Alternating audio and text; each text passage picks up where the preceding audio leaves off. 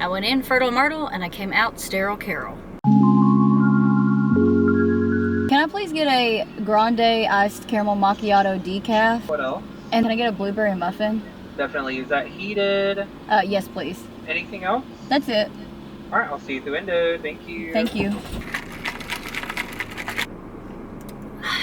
As you can see by the title, I had a tubal ligation. I figured a lot of you would have a lot of questions, so I put up a questions box on my Instagram, and I'm going to be answering some of those questions, and then also just some questions that I think a lot of people just might be curious about. Before I get started, I wanted to say thank you so much. I got so many sweet messages, comments to me announcing that I had the tubal ligation done on Instagram and on Discord. Putting out something like that that's really private and personal on the internet can sometimes have a negative reaction, but I would say like 99% of the comments and messages and reactions that I got were extremely positive and supportive. I appreciate all the messages, checking in on me, seeing how I'm doing. Just a couple disclaimers that I feel like I have to do. I'm not a doctor, I'm not a medical professional. You should always seek professional advice if you have questions regarding your own body. I'm just sharing my personal experience. If you like don't agree with this, or you think it's like gross for me to talk about body stuff, then just go ahead and leave.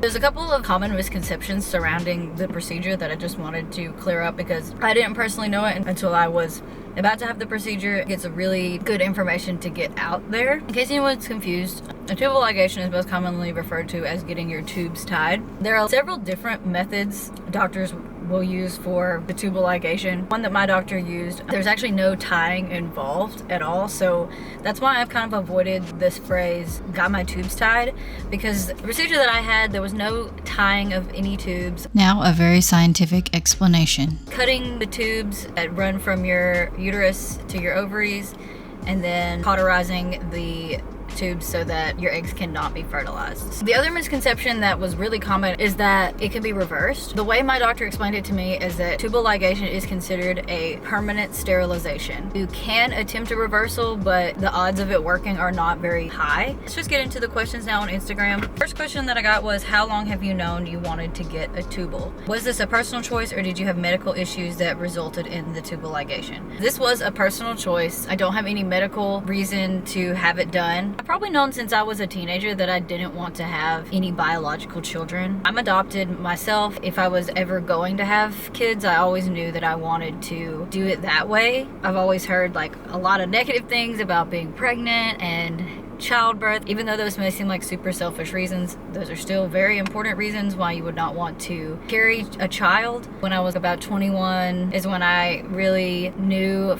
that I didn't really want to have children at all. It was kind of one of those things where I kept waiting for that instinct to kick in, where I like really wanted to have a baby, but I just don't have a desire to have kids. For me, I kind of feel like having children is a lot like sexual consent. You need to be more than just okay with it happening. You need to really want it. That's just my personal view on that. So the fact that I never really wanted it was kind of the moment of realization for me that I'm like, maybe this isn't for me. What made you decide to go for a tubal versus something less invasive like an IUD? I'm scared of IUDs. For some reason, it freaks me out thinking about having something in my body all the time. I have had a friend that like lost their IUD. I actually am still taking oral birth control for regulation of my menstrual cycle. That was something I discussed with my doctor before the procedure, and they said it was completely fine. Any form of birth control besides sterilization or of course abstinence is like not 100% effective. Since I'm confident in my decision, I didn't see a reason why not to. Did the recent politics make you decide to do it sooner than you would have? I actually had this procedure scheduled before. What I'm assuming you're referring to is a leak about the plan to overturn Roe vs. Wade, which is the right to choice, and that came out. I felt lucky that I had done this at the time that I had. At the time that I scheduled the procedure, there had already been the situation with the woman in Texas who was having to go like through trial because she miscarried her baby, which was fucking nuts. I won't be surprised if birth control is the next thing that is threatened in terms of rights for those with uteruses. So yes and no to that question, but kind of. Next questions that a couple of you guys had is, how hard was it to fight for? Was it hard to get approved for one? Were you asked if your husband or boyfriend was okay with it? I live in Alabama, which is a very conservative state. I've heard tons of stories from other women saying that they had to have permission from their husband, they had to have so many kids before they could have one, they had to be a certain age, all ridiculous shit about making choices about your own body. I'm an unmarried, childless woman. It's under the age of 30, so I was fully prepared to go in with my boxing gloves and fight for it. I don't know if I just go to the right doctor, but that was not the case for me, and I was very, very shocked. I see a nurse practitioner for my regular annual checkups. She did a great job of informing me to make the choice that I wanted to make. I would then, of course, have to have a pre-op exam with the doctor that would do the procedure. And she said he may try to convince you not to do it, but he will do it for you. So I was prepared to go in fighting, and I honestly did not get any resistance at all. It was mainly just informing me that this is permanent, like I mentioned earlier. Choices that I would have if I decided later on I still wanted to have kids. You can actually go the in vitro fertilization route. You could always do like surrogate, you could always do adoption. It's not like I can never have children now. One of the next questions is, how is the recovery? For reference, today is Tuesday,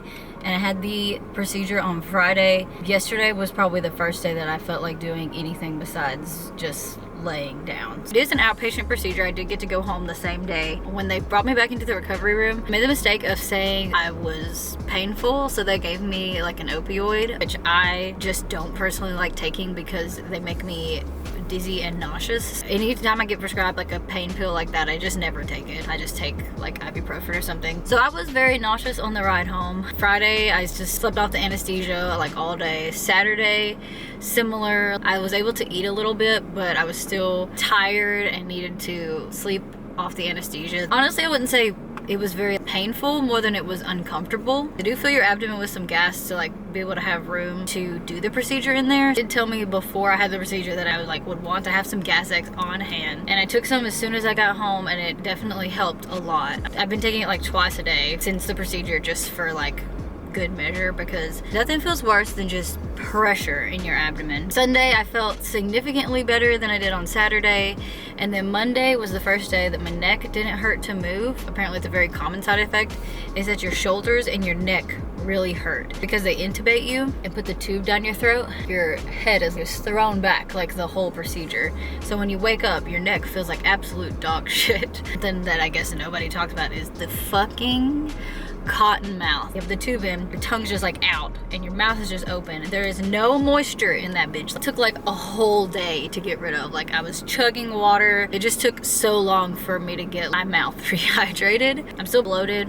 I would still say that I can't eat as much as normal. It's just general inflammation inside that needs time to go back down. Someone said that they were thinking of having one themselves and they're worried about the recovery. The main thing I would say is that if you have kids or pets, you have to have somebody at home to take care of all that shit, because like the first 3 days for me, I was like, I can't do anything. Do you have any scars left? I had 2 incisions. I had one in my belly button and then one, I don't know, maybe like 4 or 5 inches below that. One of those is used for the scope, the camera they use to do the procedure, and the other one's for the actual tools for the procedure. In terms of scars, it's going to be very, very minimal. I would not consider the belly button incision a scar. You're not gonna see it. And I always wear high-waisted clothes, so I'll never have to worry about that anyway. And then the one below, I have maybe 1 or 2 stitches there, so if I have a scar, it's gonna be very, very, very tiny. Last question I got was, how tired are you of hearing you might change your mind? I'm exhausted. I think it's really important to respect other people's personal choices about their body, about their life. Everybody is different. There's 1,000,000,001 reasons why people might not want to have kids, but the number one and most important reason is if they don't want to. I feel very privileged and lucky that I'm in a situation where I was able to get the procedure. That's pretty much all I have to say, I think. If I left something out, just comment it below. I'll do my best to give you an answer. Thank you so much for, again, all the love and support. I'll see you guys in the next one. Bye.